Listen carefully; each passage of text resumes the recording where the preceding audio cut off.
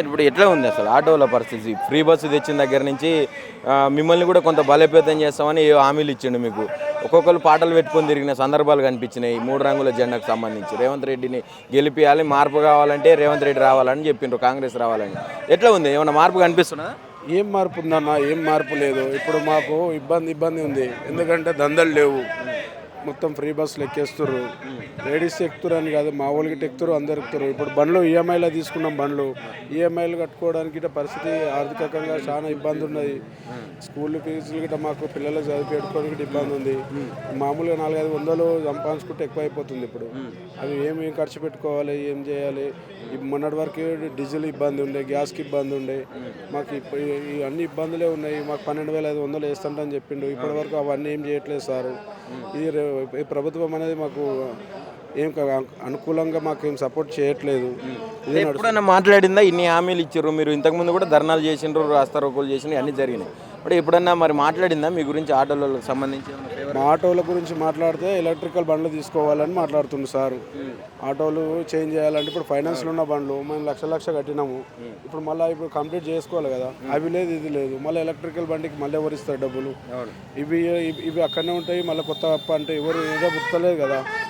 మాకు చాలా ఇబ్బందులు ఉన్నాయి. రేవంత్ ప్రభుత్వము మనకు ఏమైనా చర్యలు చేయాలి. ఏదన్నా మాకు హామీలు అనేది కొంచెం చూసి మాకు సపోర్ట్ చేస్తానని మాకు అనుకుంటున్నాం. ఎట్లా ఉంది అసలు రేవంత్ రెడ్డి పరిపాలన ఓవరాల్గా చూస్తే? ఇటు మీ పరిస్థితి కావచ్చు, అటు మహిళలు కూడా కొంత ఇబ్బంది పడుతున్నట్టు కనిపిస్తారు. ఏం చెప్పాలనుకున్నారు రేవంత్ రెడ్డి? మేమేమనుకుంటున్నాము అంటే మాకు ఆర్థికంగా మాకు చాలా ఇబ్బందులు ఉన్నాయి. బండ్లు రోడ్ల మీకు ఎక్కుతున్నాయి. కానీ మొన్నటి వరకు 15 రోజులు 20 రోజుల నుంచి మాకిట గ్యాస్ కానీ డీజిల్ కానీ అన్నీ తబ్లీపే ఉంది. 500 చేసుకుంటే మహా ఎక్కువ అయిపోతుంది మాకు ఈ టైంలో. అవి గిట ఎండలో ఉండి మరీ చేసుకోవాల్సి వస్తుంది. అంతకుముందు ప్రభుత్వంలో మేము 1000-1500 చేసుకునే వాళ్ళం. ఇప్పుడు ఫ్రీ బస్ వచ్చినాక ఆర్థిక లేదు. మామూలుగా నడుస్తుంది. ఏదో గడుపుకుంటున్నాం అంతే. చెప్పుకోలేక ఆయనకు చెప్పుకున్నా ఏమి తీరుస్తలేడు కాబట్టి ఏదో నడిచిపోతుంది అంటే. మరి ఇంకా 10 సంవత్సరాలు నేనే వస్తా అంటున్నా ఆయన. ఏం చేస్తాడు? వచ్చేటోళ్ళకు వాళ్ళకు కొందరికి ఉపాధిలు వాళ్ళకు వస్తున్నాయి. వాళ్ళు చేస్తారు ఓట్లు. మాకే చర్యలు తీసుకుంటలేడు కదా. మాదేమైనా చర్యలు తీసుకుంటే మాకే ఉపకారం చేసినట్టు ఉంటుంది. చేయట్లేదు. ఏమనంటే ఎలక్ట్రికల్ బండి తీసుకోండి అంటే ఒకటి మా ఆటో ట్రాఫిక్ వస్తే ఇదే చెప్తున్నాడు. ఇంకేం చేసట్లేదు. మా ఆర్థికంగా అయితే మాకేం చేయట్లేదు. ఇదే పరిస్థితి ఉంది మాది. అన్న ఏం పేరే? నా పేరు రాజేష్. రేవంత్ రెడ్డి కళ్ళు మూసుకుంటా తెరిచిండా అర్థమవుతలేదు. ఏమవుతుందో ఈ ప్రపంచంలో జర్ర కూడా తెలుస్తలేదా? సీఎం అన్నప్పుడు ఎట్లుండాలి? ఏమవుతుంది, ఏం కథ? ఉన్న వాళ్ళు వాళ్ళ తిండిని వాళ్ళని చక్కగా తిననియండి. ఇప్పుడు ఫ్రీ బస్సులు పెట్టిండు. ఉన్న లేడీస్ అంతా పోతారు వాళ్ళ ఇంటికి. అంటే కొట్లాటలు పెట్టుకొని ఫ్రీ బస్సులలో వెళ్ళిపోతారు. ఒక అక్క కొత్తిమీర కట్టలేదని ఫ్రీ బస్సులోకి వస్తుంది పోతుంది. మరి ఇంకా ఆటోలకి డ్రైవర్కి గిరాకీ ఎడికైనా వస్తుంది, ఇంకా ఆటోలకి ఎడికైనా వస్తుంది, క్యాబ్లకి ఎడికైనా వస్తుంది. మళ్ళీ ప్రతి ఒక్క చిన్నదాని కాదు, వచ్చినప్పటి నుంచి ఏదన్నా ఒకటి మంచి మేలు చేసిండా? ఒక్కటైనా మంచి పని చేసిండా రేవంత్ రెడ్డి? ఒక్కటి కూడా మంచి పని చేయలే. ఏందో చెప్పు ఒకసారి. ఏదైనా మంచి పని చేసినట్టే. గ్యాస్ ఎంత ప్రాబ్లం అవుతుంది? ఇళ్ళల్లో తినే గ్యాస్ ఎన్ని హామీలు ఇచ్చిండు? 6 హామీలు ఇచ్చిండు. 6 హామీలలో ఒక్క హామీ అన్న నెరవేర్చిండా? ఒక ఫ్రీ బస్ పెట్టిండు. ఫ్రీ బస్ పెట్టి లేడీస్ని కానీ బాయ్స్ని కానీ అందరికీ ఎవరికి కళ్ళకి నిద్ర లేకుండా చేసిండు. ఎవరు పెట్టమన్నారు? ఫ్రీ బస్ పెడితే లాభం వచ్చిన లాభం ఏముంది? అంటే మీరు కూడా నష్టపోకుండా చెప్పిండు కదా, మేము సంక్షేమ బోర్డు ఏర్పాటు చేస్తాం, తర్వాత 12,500 12,000 మీకు ఇస్తామని చెప్పి. 12,000 కాదు, 12 రూపాయలు రాలే. ఎవరినన్నా ఒక్కరిని చూపిమ్మని 12,000 వచ్చిన వాళ్ళను ఒక్క రూపాయి రాలే. 2,500 3 సంవత్సరాలు అయిపోయింది, ఒక్క రూపాయి కూడా రాలే.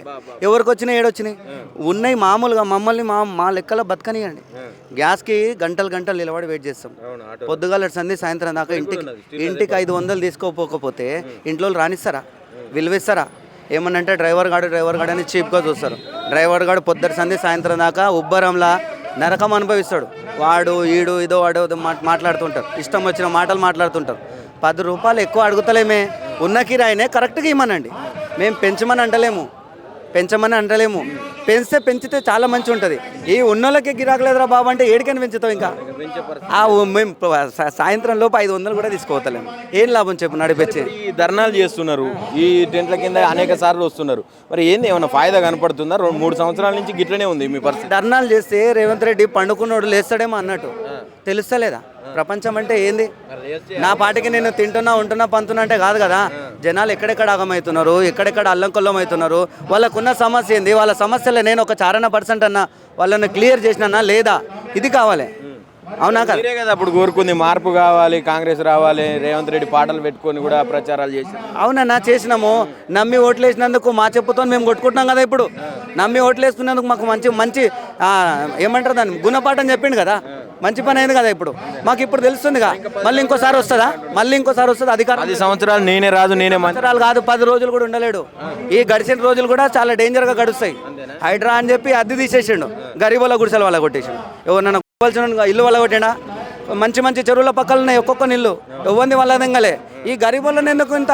ఏ పని చేసినా ఈ ప్రపంచంలో గరీబులకు తప్ప మిగతా వాళ్ళకి ఎవరికి ఏ ప్రాబ్లం లేదు. గరీబుల మీద పడి మొత్తం ఉన్న బతికేటోని కూడా బతకకుండా బిచ్చం ఆడుకొని చేస్తాడు. ఎక్కడ ఇందిరమ్మ రాజ్యం తెచ్చిండు? ఎవరికి వచ్చిన ఇండ్లు? కేసీఆర్ ఇచ్చిండు ఇండ్లు. ఎవరిచ్చిర్రు? ఈ ప్రభుత్వంలో ఒక్కటన్నా ఇల్లు ఇచ్చిండా? ఏడిచ్చిండు? లక్షలు ఇచ్చిన అని చెప్పి లక్షలు ఇల్లు ఇచ్చిన మాటలు చెప్తా కాదన్న, చేతలు కావాలి. ఒక సర్టిఫికేట్ చూపిమనండి, ఒక్కరిని ఇల్లు వచ్చినట్టు సర్టిఫికేట్ చూపిమనండి. తెలంగాణ రాష్ట్రం వల్ల కాంగ్రెస్ వచ్చినాక ఇందిరమ్మ ఇల్లే రాలేదా? ఒక్కటి కూడా రాలేదు. వచ్చిన వాళ్ళకు ఎప్పుడు ఎవరో పెద్ద పెద్ద వాళ్ళ డ్రైవర్లు ఉంటారా, వాళ్ళ డ్రైవర్ వాళ్ళు వాళ్ళ రిలేషన్స్ వాళ్ళకు వచ్చి ఉండొచ్చు, మాకు మాత్రం రాలే. మా ఏడున్న బతుకులు ఆడనే ఉన్నాయి. ఈ ఇట్లనే ఉంటే బతుకులు కష్టమవుతుంది. ఇది రేవంత్ రెడ్డిని కళ్ళు మూసుకొని వండుకుంటున్నాడేమో లేచి, అది ఏమనండి. ఈ గరీబుల ప్రాబ్లం చూడమనండి, ఏం ప్రాబ్లం అవుతుంది, ఏమవుతుంది. నేను ఒక సీఎంని, ఈ ప్రజలకు సేవ చేయనీకి వచ్చినా, లేకపోతే అందరినీ అల్లంకొల్లం చేయనీకి వచ్చినా, దేనికి వచ్చినా, ఏం చేస్తున్నా ఒకసారి మైండ్ పెట్టి ఆలోచించమనండి. ఎవరు అది చేస్తలేరు, ఎవరు సొమ్ము వాళ్ళు తింటలేరు. గవర్నమెంట్ సొమ్ము 1 రూపీ కూడా తింటలేడు ఎవడు. మేము కష్టం చేసుకొని మేమే తింటున్నాము. పొద్దున సాయంత్రం దాకా 500 తీసుకోకపోతే ఏం లాభం అన్న? ఎండల పొంటి తిరిగి తిరిగి తిరిగి ఇంటికి పోయి కొద్దిసేపు పండుకుందామంటే నిద్ర లేదు. ఇప్పుడు ఇంట్లో పూట గడిస్తేనే కదా మేము ముందు హ్యాపీగా ఉండేది. ఇప్పుడు ఇదంతా ప్రాబ్లం దేనికి వచ్చింది? ఫ్రీ బస్ పెట్టడం వల్ల వచ్చింది. ఇమీడియట్లీ ఫ్రీ బస్ బాగానే ఇవ్వనండి, గ్యాస్లు కరెక్ట్ ఇవ్వనండి, కరెంట్ బిల్ ఏమో వచ్చినాయి అవి చూడమనండి. ఇవి కూడా కోటీశ్వరాలను చేస్తాడంటనా? ఈ ఉన్నోళ్ళని బిచ్చగాళ్ళని చేయకుండా చూడమని ఫస్ట్. కోటీశ్వరాలు కాదు, ఉన్న ఆడోళ్ళని కానీ మగోళ్ళని కానీ బిచ్చగాళ్ళని చేయకుండా చూడమను, చాలా బాగుంటుంది. ఎప్పుడన్నా మేల్కొండి జరా బయటికి వెళ్ళి చూడన్నా ఏమవుతుందో. ఇది అవుట్ ఆఫ్ కంట్రీ కాదు, భారతదేశం ఈజ్ అ ఫ్రీడమ్ కంట్రీ అన్నారు. ఎక్కడ ఫ్రీడమ్ కంట్రీ? అన్ని రకాలుగా ఫ్రీడమ్ ఉన్నందుకే అందరు బిచ్చం ఎత్తుకుంటారు. ఇక్కడ ఎవడు కూడా కరెక్ట్ లేడు, చెప్పుకుంటలేరు చాలామంది. ఏమవుతుంది అనేది ఎవరికి తెలియదు.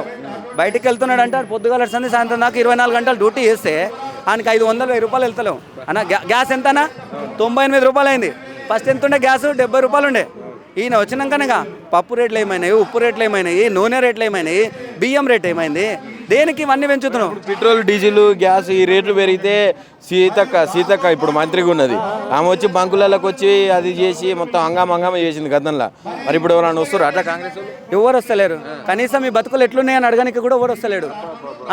ఓట్లకైతే కరెక్ట్ టైంకి వస్తారు చూడు. సంవత్సరం ముందు నుంచి వచ్చి మేము అది చేస్తాం ఇది చేస్తామని దొంగ హామీలు ఇచ్చారు. దొంగ హామీలలో నెరవేరినా ఏమీ లేవు. ఇంకా ఎట్లా బతుకుతారో ఏం చేస్తారు? సరే, ఉన్నోడు మిడిల్ క్లాస్ వాడు మామూలుగా బతుకుతున్నాడు అన్న, లేనోడు మొత్తం మీద దిగజారిపోతుంది కదా. చెప్పుకోలేక ఆత్మహత్యలు చేసుకొని చచ్చిపోయేటోళ్ళు ఉన్నారు చాలామంది.